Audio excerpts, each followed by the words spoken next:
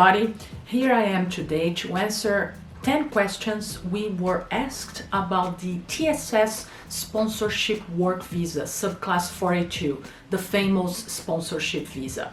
We opened a box in our Instagram account asking you what are the questions you have that are pressing you the most in relation to sponsorship visas.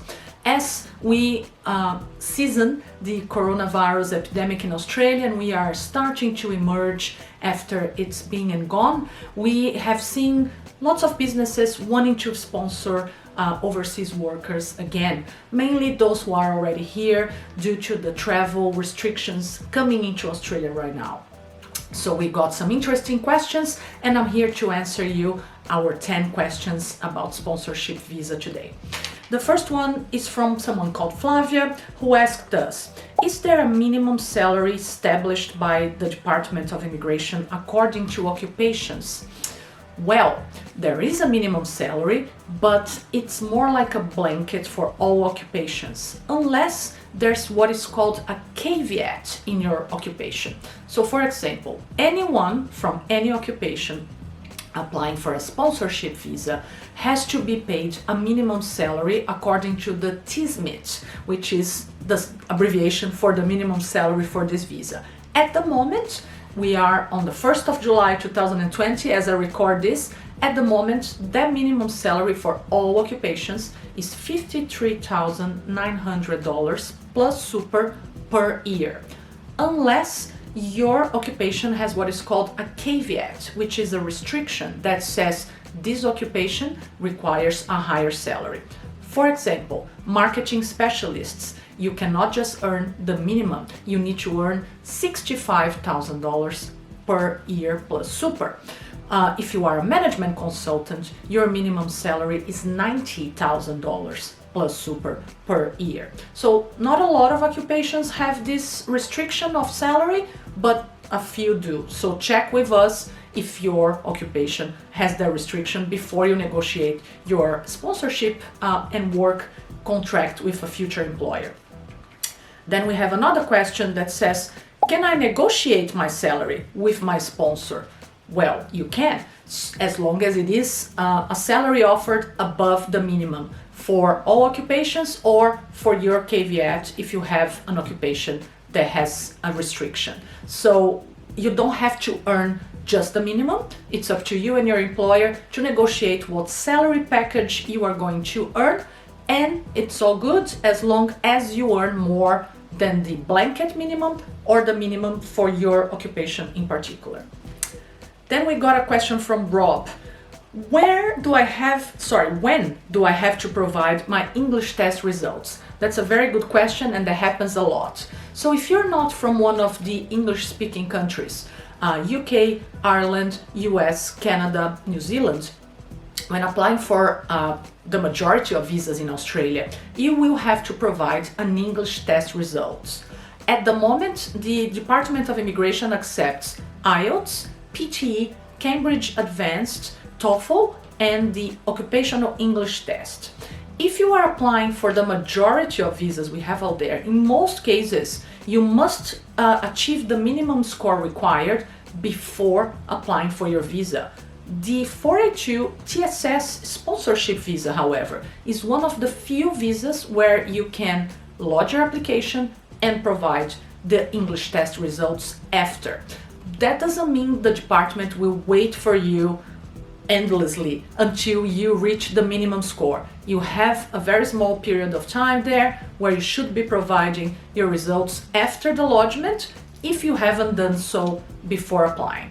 Now, if you want to be careful and make sure you don't have any issues, we recommend you take the test before applying, because what if you take the test and you don't score what is required? Like I said, the department's not going to wait forever until you get there.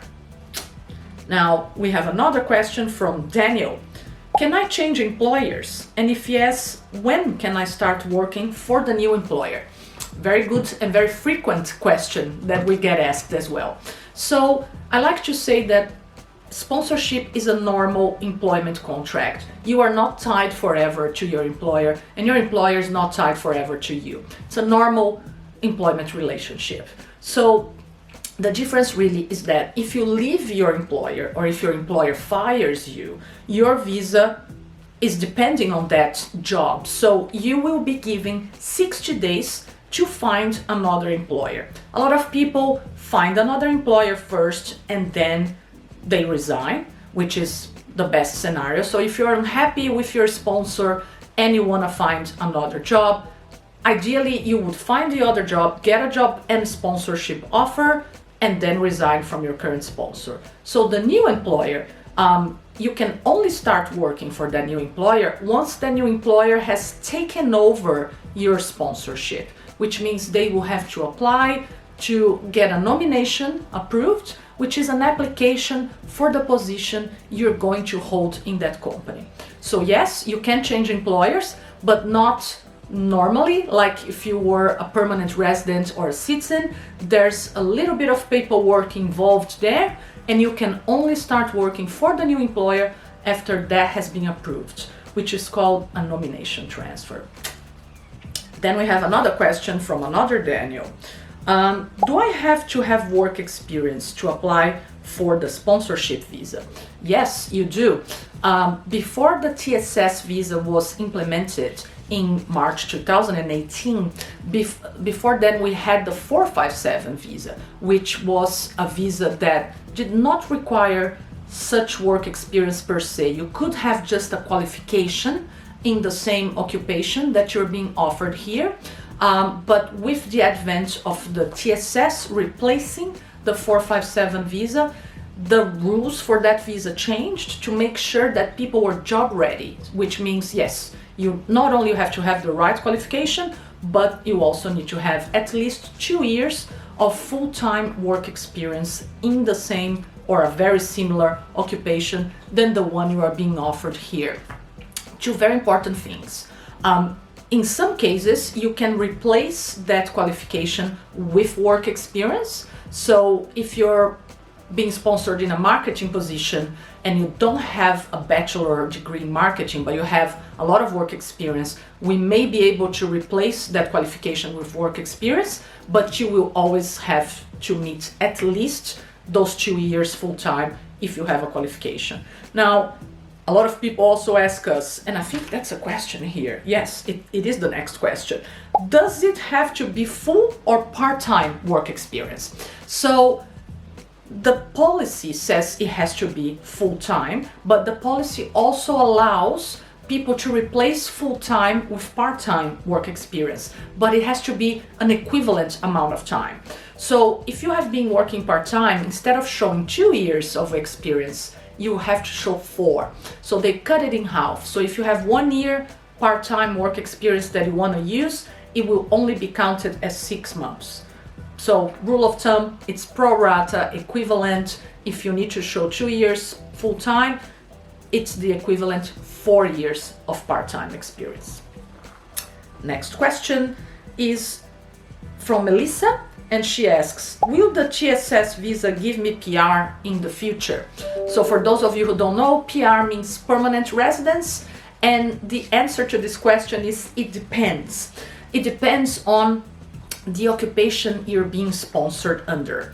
There are 2 lists for the sponsorship visa. One is what we call the medium and long-term skills occupation list, the MLTSSL, and that's the super high demand occupations go on that list. There is another part of the list which is the short-term skill occupation list, the STSOL, and the occupations on both lists can be sponsored, but the occupations on the STSOL are not so much in demand, so the department lets you be sponsored in that occupation for up to 4 years, but normally that doesn't take you to a permanent visa or PR or what we call permanent residence. People who, however, have the occupations on the MLTSSL list, they could be granted PR later after working for a period of time with their sponsors, but again, the sponsor has to agree to nominate them for that permanent visa. Then we have another question which says, how long does a sponsorship visa take to be approved?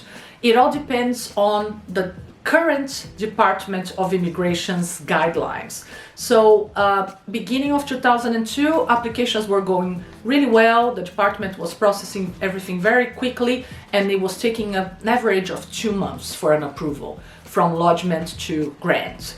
At the moment, like I said, it's July 2020 as I am recording this, and we are just coming out of the coronavirus epidemic, which has affected all public services in Australia, and things are taking a bit long, but we still are getting approvals. The department has not stopped working at any time during the coronavirus epidemic, and it's just that I think they're a bit under-resourced and things are taking a bit longer. So we hope that now in this second end of the year, things will go back to normal.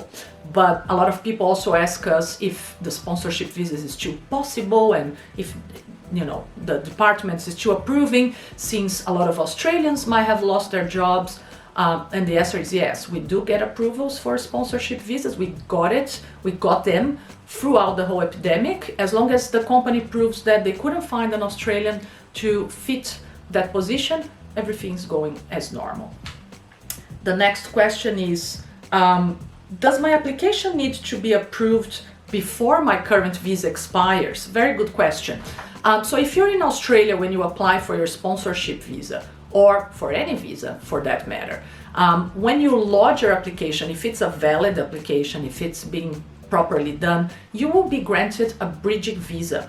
When your current visa expires, that bridging visa will come into effect, meaning it will keep you legal in Australia for as long as the department takes to process your visa application. So no, you don't have to have it lodged and approved before your visa expires if you're in the country. You just need to lodge your application before your current visa expires. And please be very careful, because if you're over, one day, that could have consequences and complicate things for you. And our 10th question for today is from Rachel. Are there any costs for the sponsorship visa to the employer? Very good question as well. There are costs for the sponsorship visa, as there are costs for any visa you apply. But the sponsorship visa also has an application for the employer. So you are applying for a visa for yourself, and your employer is applying for a visa, for a nomination to put you in the position they require.